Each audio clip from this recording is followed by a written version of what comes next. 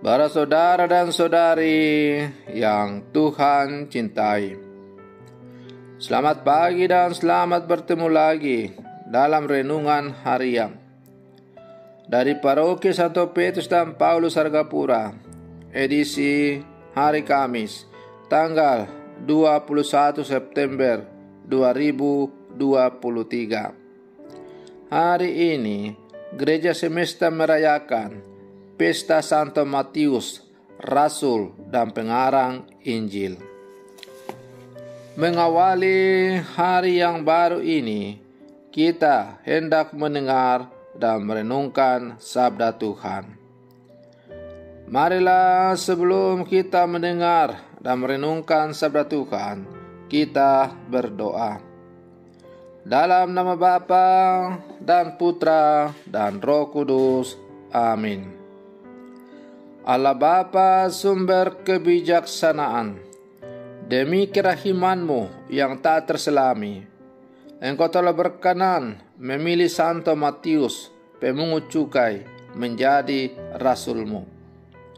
Semoga dengan pertolongan teladan dan doanya, Kau perkenankan mengikuti Engkau dan berpegang teguh pada sabda-Mu. Bersabdalah ya Tuhan, kami siap mendengarkan. Terpujilah Engkau Bapa, Putra dan Roh Kudus, kini dan sepanjang segala masa. Amin.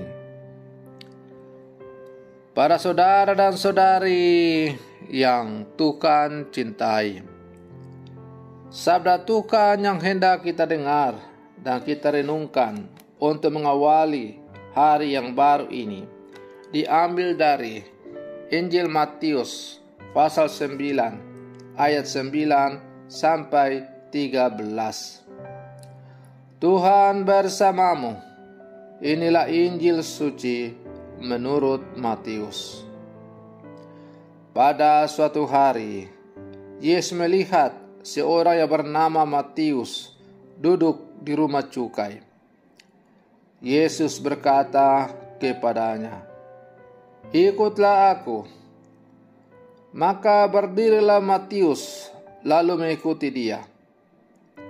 Kemudian ketika Yesus makan di rumah Matius, datanglah banyak pemungut cukai dan orang berdosa makan bersama-sama dengan dia dan murid-muridnya. Melihat itu berkatalah orang-orang Farisi kepada murid-murid Yesus, "Mengapa gurumu makan bersama dengan pemungut cukai dan orang berdosa?" Yesus mendengarnya dan berkata, "Bukan orang sehat yang memerlukan tabib, melainkan orang sakit. Maka pergilah dan pelajarilah arti firman ini. Yang kukehendaki ialah belas kasihan dan bukan persembahan. Karena aku datang bukan untuk memanggil orang benar, melainkan orang berdosa." Demikianlah sabda Tuhan.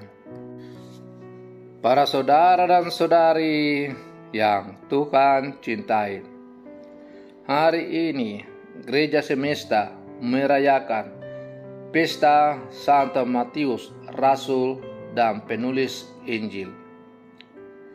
Pekerjaan Santo Matius sebelum dipanggil Yesus adalah pemungut cukai. Pada zaman itu, pemungut cukai dianggap orang berdosa karena ia bekerja sama dengan bangsa yang dianggap penjajah oleh bangsa Israel. Akan tetapi, Yesus memanggil Santo Matius untuk menjadi salah satu dari 12 muridnya. Bahkan dipercaya sebagai salah satu penulis Injil. Para saudara dan saudari yang Tuhan cintai, maka melalui bacaan Injil yang hari ini kita dengar bersama, yang diambil dari Injil Matius, kita diajak untuk merenungkan tentang Allah yang penuh dengan belas kasih.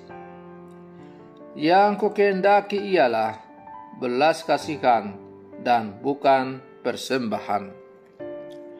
Apa yang bisa kita persembahkan kepada Tuhan? Pada zaman dahulu, orang Israel yakin bahwa persembahan kurban kepada Allah adalah solusi manjur untuk menghapuskan dosa dan menyenangkan Allah.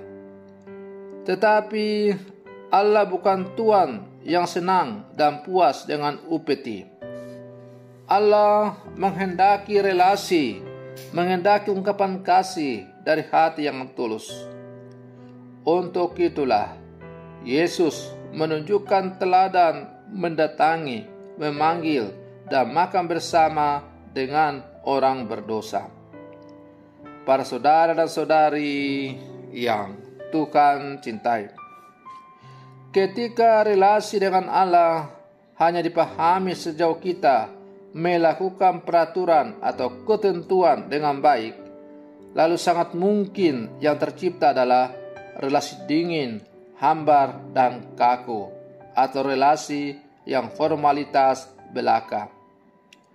Mungkin juga sebagaimana terjadi dengan orang Farisi, kita dapat merasa diri orang baik dan merasa punya hak mengatakan orang tertentu itu tidak baik atau baik.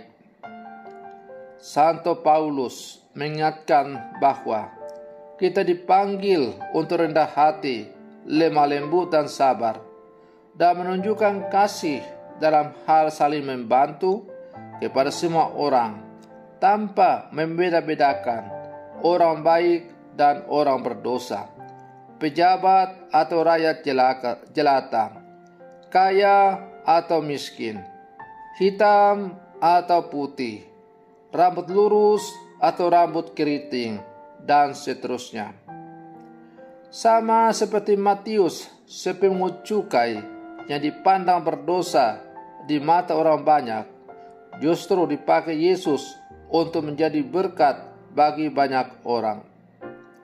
Matius dalam bahasa Ibrani berbunyi Matai, berarti karunia dari Allah.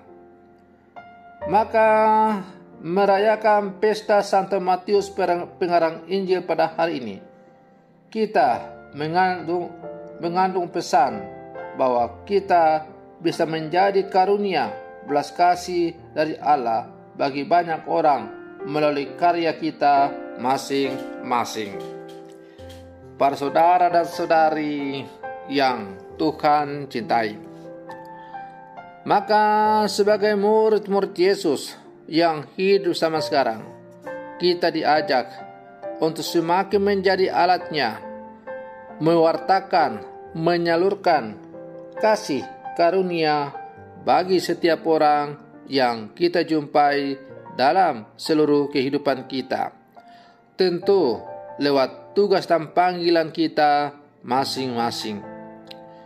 Maka mari kita berlangkah maju bersama, bergandengan tangan, kompak bersatu, untuk terus berkarya dalam seluruh kehidupan kita tanpa henti, lewat tugas dan panggilan kita masing-masing, untuk mewartakan, menyalurkan rahmat kasih Allah kepada setiap orang yang kita layani, yang kita jumpai dalam seluruh kehidupan kita.